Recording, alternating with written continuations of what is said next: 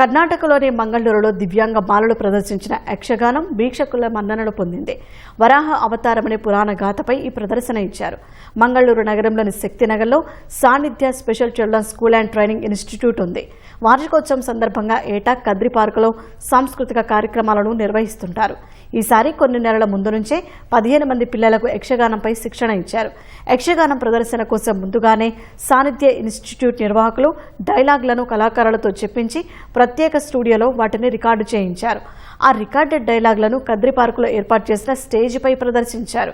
ఈ డైలాగ్లకు అనుగుణంగా దివ్యాంగ బాలలు జీవకళ ఉట్టిపడేలా భావ వ్యక్తీకరణ చేశారు.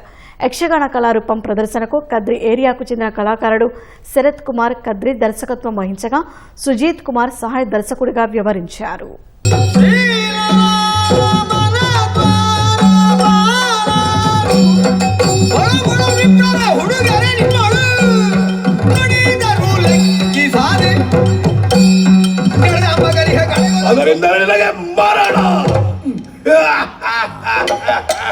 ಉಂಟೆ ಅಮರತ್ವ ಅಜೇಯತ್ವ ಸಂಪಾದನೆ ಮಾಡಿದೆ.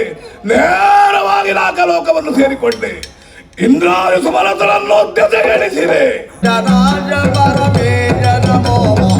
ಶಂಕರ